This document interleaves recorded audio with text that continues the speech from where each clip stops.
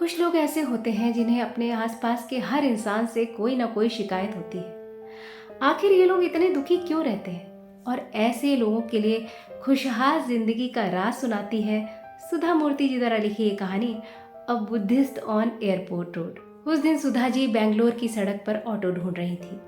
बेंगलोर में अगर ऑटो वाला दिख भी जाए तो ये उसकी कृपा है कि वो आपको बैठाएगा या नहीं, और अगर आप उस ऑटो में बैठ भी गए तो बहुत संभल कर बैठना पड़ता है, क्योंकि हर ऑटो वाला अपने ऑटो को रेसिंग कार की तरह दौड़ाता है। सुधा जी के सामने से भी कई ऑटो वाले गुजरे, मगर किसी ने उन्हें नहीं बैठाया। तभी उनके सामने एक कार आकर रुकी। कार का शीशा नीचे घूमा, अंदर से किसी ने हाथ हिलाया। सुधा जी ने ध्यान से देखा तो वो उनकी मित्र सरोजा थी और उनसे कार में बैठने का आग्रह कर रही थी। सुधा जी ने हिचकिचाते हुए कहा, मुझे एयरपोर्ट जाना है, तुम्हें दूर पड़ेगा? सरोजा ने कहा, मैं हॉस्पिटल जा रही हूँ, एयरपोर्ट रास्ते में ही पड़ेगा, बैठ जाओ। यूं तो सरोजा सुधा जी की बहुत पुरानी मित्र थी, मगर दोनों की सोच एकदम अलग थी। कभी कभी दोनों में बहुत बहस हो जाती थी, मगर चूंकि दोनों ही खुले दिमाग की थी इसलिए मामला सुलझ जाता था। सरोजा ने पूछा, तुम्हारी कार कहाँ है? तुम ऑटो क्यों ढूंढ रही थी? सुधा जी बोली, मेरा ड्राइवर छुट्टी पर है और मुझे बेंगलोर की सड़कों पर गाड़ी चलाना बिल्कुल पसंद नहीं है। सरोजा और उसके पति मिलकर छोटा सा हॉस्पिटल चलाते थे। सरोजा के 2 बेटे थे। बड़ा बेटा शादीशुदा था और यूएस में रहता था, वहीं छोटा बेटा उनके साथ ही रहता था। सरोजा का घर बहुत बड़ा था। सुधा जी को लगता था कोई ऐसी बात नहीं है जिसकी सरोजा चिंता करे, लेकिन उसके चेहरे पर दिख रहे तनाव को देखकर सुधा जी ने पूछा, क्या हुआ, तुम खुश नहीं हो? सरोजा ने कहा, हाँ, मैं बिल्कुल खुश नहीं हूँ, ना घर में और ना हॉस्पिटल में। क्यों? सब कुछ तो इतना अच्छा है। सुधा, ऐसा तुम्हें लगता है। मेरी सास सोचती है कि मैं ही सब कुछ करूँ। वो ये भूल जाती है कि मैं भी बूढ़ी हो रही हूँ।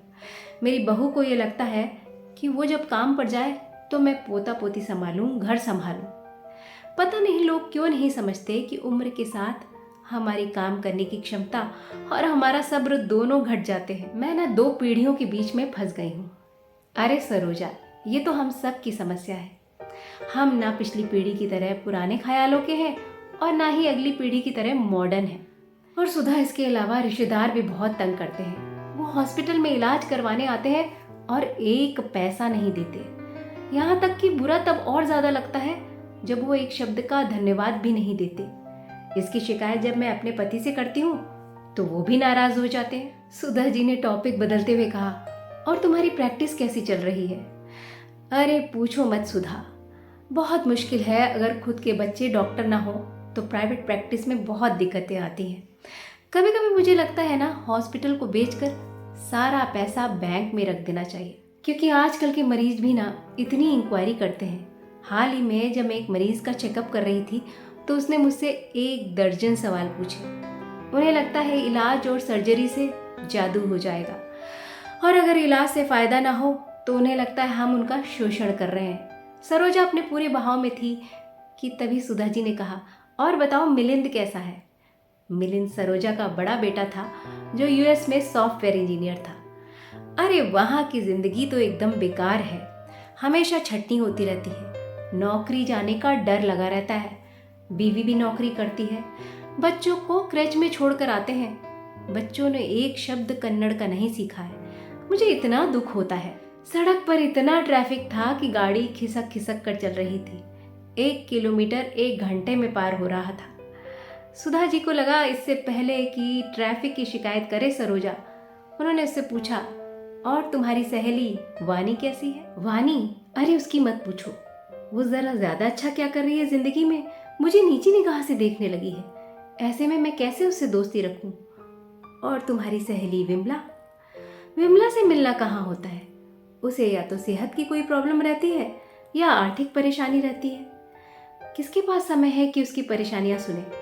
सरोजा की ना खत्म होने वाली शिकायतों को सुनकर सुधा जी ने पूछा, अच्छा ये बताओ, तुम्हारे हिसाब से खुशहाल जिंदगी कैसी होती है? खुशहाल जिंदगी तो वो होती है जहाँ बहू दोस्त जैसी और समझदार हो, सास इतनी उम्मीदें ना करे, बुजुर्ग इतने डिमांडिंग ना हो, दोस्त समझदार हो, रिश्तेदार हमारे कामों की सराहना करें।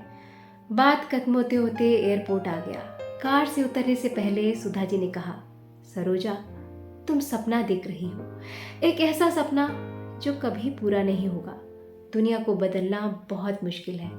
खुश रहना है तो अपना नज़रिया बदलना होगा। ये दुनिया अधूरी इच्छाओं और मुश्किलों से वैसे ही भरी है जैसे ये ज़मीन धूल और मिट्टी से भरी है। अगर यहाँ अपने पैर साफ रखने हैं तो दो ही तरीके हैं, या तो पूरी ज़मीन पर कालीन बिछा दो या खुद चप्पल पहन लो।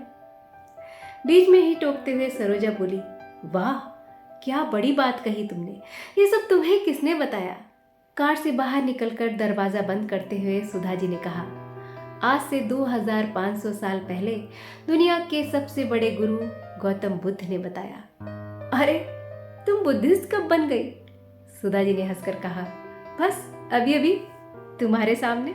दोस्तों, शिकायतें करना, दूसरों पर उंगली उठाना दुनिया का सबसे आसान काम होता है, और जो लोग ये काम करते हैं वो खुद भी दुखी रहते हैं और अपने आसपास के लोगों को भी दुखी रखते हैं। तो अगर खुश रहना है ना, तो इस बात से कोई मतलब मत रखो कि दूसरे आपके बारे में क्या कहते हैं, क्या बोलते हैं, क्या सोचते हैं। अगर खुश रहना है तो बस अपना काम अच्छे से करते रहिए। तो ये बात, ही कहानी अच्छी लगी हो तो वीडियो को लाइक करिएगा, शेयर करिएगा और चैनल को सब्सक्राइब ज़रूर करिएगा।